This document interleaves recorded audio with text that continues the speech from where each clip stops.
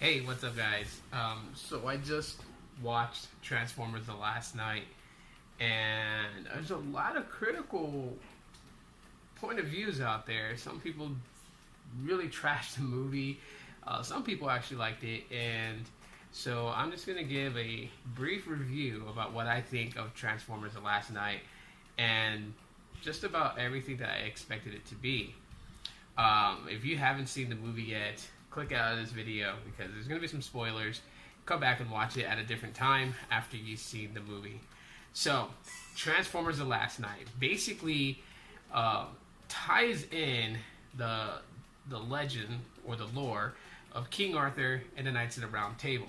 A couple of things I thought was actually pretty neat that they kind of took from that was the Round Table itself was a Cybertron artifact, basically, that was used as a table. Now, the whole plot of the story is the introduction of Quintessons and their race. Because technically, in the movie, Quintessa is not Cybertronian. She is not a native organism of Cybertron. They are called the creators, and they're the Quintessons. And the Quintessons were a race that manipulated and used Cybertronians to fight their battles. So, kind of speculating here, and I've only seen the movie once, so I'm kind of thinking that I'll probably have to rewatch it again to kind of see if there was a plot point to that. But my speculation, when it pretty much ties down to Optimus and Megatron. The two always in conflict, two on the opposite sides, two always battling, yet when one is beating the other one's ass, they always bring up the fact that they're brothers. And I'm thinking that Megatron, at some point, could have been influenced by a Quintesson, and is the reason why he is the way he is. As we saw in the movie, basically Optimus wanted to fight Quintessa, but ultimately became controlled by her. And it was even cool because there was a lot of speculation, there was a lot of rumors that we were going to see Nemesis Prime, and it was really kind of a cool thing to actually see himself acknowledged as Nemesis Prime. So throughout the entire movie, mostly focuses around Cade Yeager and focuses around Bumblebee and Hot Rod and Cogman, which Cogman is like the, I guess I would call him the replacement to the RC Twins from the second movie. And so he has a comic-like to him, which kind of gave the movie some depth and I would say soul, because you can't have soul if you don't laugh, right? So they kind of put him in there to kind of make people laugh, which was a very good thing. It livened up the moment. It gave different emotions about the movie that I thought was like really good.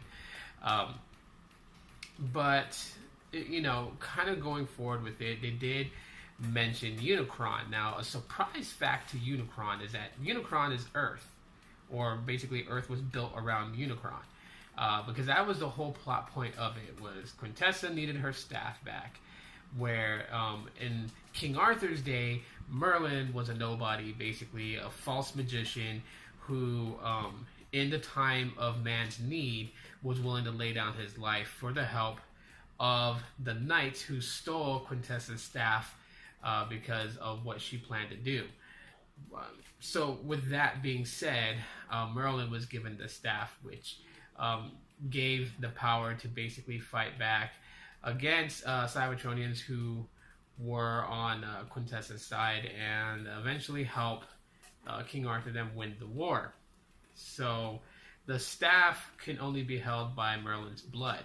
And they trace the bloodline all the way down to a professor in this movie, who a lot of people, when they saw the trailer, mistaken her for Megan Fox and Michaela.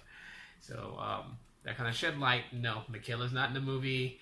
Megan Fox is not in the movie.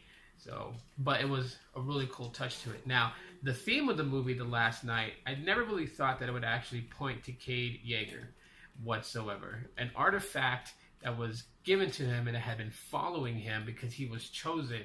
And in the point of battle in the movie, that artifact, which looked like a medallion, transformed into Excalibur, which was the sword that King Arthur wielded when back in his time. So now the rumors of Excalibur is the artifact that they're looking for, it actually wasn't. It was Merlin's staff, which actually belonged to Quintessa.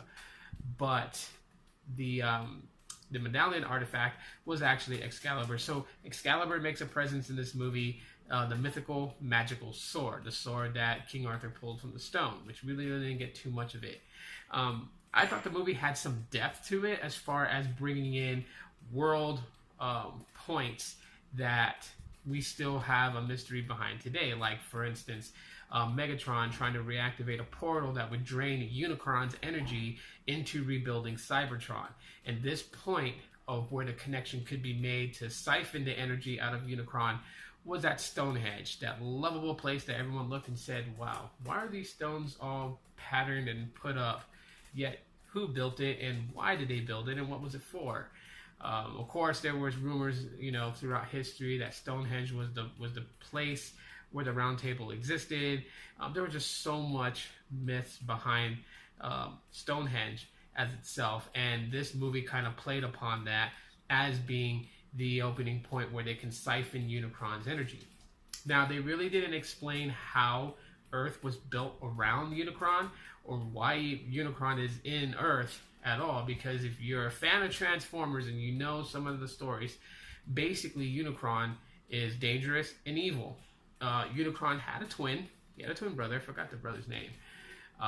But they were both real giant size Transformers, basically, or not really Transformers. I mean, they are Cybertron-like, but they are very huge. Unicron was known as the Eater of Worlds. Basically, kind of like if you thought about it in the Marvel Cinematic Universe, Unicron would be, what the heck was his name? Galactus, who was the Eater of Worlds in the Marvel Cinematic Universe. So, throughout the movie, we didn't get too much of Optimus Prime, which I felt was a good thing. I felt it was because in the first 4 movies, Optimus was pretty much like the center point target, always in the main protagonist. And so for this movie, that kind of shifted towards Bumblebee, which is kind of a good setup for Bumblebee's solo movie, where basically a spin-off is going to be done for Bumblebee before they set up for the next Transformers movie. And yes, there will be another Transformers movie, because at the end of The Last Night, another being, which I believe is another Quintesson, was talking to this guy at the end, basically telling him not to touch it, because in the movie, these 6 horns grow out of Earth in different various places around the planet. And obviously, it is Cybertronian, and basically points to the fact that Unicron is within Earth. And so this woman, who has like a glowing flare to her, when she does her little 4-sentence dialogue, basically tells this guy not to touch it. He doesn't like when you touch him. And then she mentions Unicron's name also. So Unicron is mentioned a bunch of times in this movie, but even before that scene at the end, before the credits hit, Optimus does his usual speech at the end of every Transformers movie, where he pretty much gives a good epilogue to, his thoughts about the events that transpired, and goes to say that there is something within Earth that is very dangerous, and that is Unicron. So in the trailers and throughout the entire plot of The Last Night, it's always made a reference. I guess the theme was to finally tell us why Transformers, or Cybertronians, continuously keep coming to Earth. In the first movie, basically they were looking for the Allspark, the cubed artifact that can transform technology into a transformer. After that was destroyed because it was pushed into Megatron's chest, thus killing him.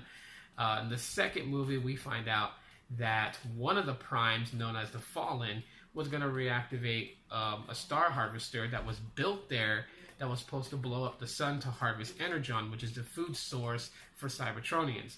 And then we find out in the third movie that that a ship that left during the final wars of Cybertron that had Sentium Prime crash landed on the moon, thus kind of bringing in human history with the Apollo landing and Neil Armstrong, and how they actually had a secret mission and they found the ship called the Ark, and they transported all the pillars that were in there to Earth, thus setting up where it revealed that Sentium Prime betrayed the Autobots for the Decepticons and struck a deal with Megatron, because the ultimate goal was to rebuild Cybertron, and they were going to use Sentium Prime's space bridge technology to bring Cybertron to Earth, enslave humans to rebuild it. So they come back there, and then the fourth one, I believe his name was Deathlock or something like that. He's hunting down the Knights, and he comes for Optimus Prime, as he was sent by Quintessa. So now we know who the Maker is, or who is referred to as the Maker in this movie. It is Quintessa, and she is a Quintesson. So basically, by all this, I actually thought the movie was really good. Compared to a lot of people out there who said that it was horrible, it was bad. It was just, to me, it was another Transformer movie. I mean, I had the same excitement and feeling that I did when I watched the first Transformers movie. They made references to the Witwicky family and the secret society called the Witwickens, who were the secret society that knew about the Transformers, knew about the days of King Arthur, and were preparing for the end of the world, where Quintessa would one day rise again, Cybertron would be transported to Earth, and all these events were supposed to transpire. They knew it was going to happen. So really awesome movie, I gotta say. If you haven't seen it yet, I do recommend you guys check it out. And maybe your opinions may be different from mine, and that's okay. You may dislike the movie, but at least check it out. It is worth watching. So if you guys enjoyed my long little rant about Transformers last night, drop me a like, because I normally don't do these kind of videos, but I really wanted to share my thoughts about this movie. Really good movie. You should really go check it out. Until the next time, everybody, good night.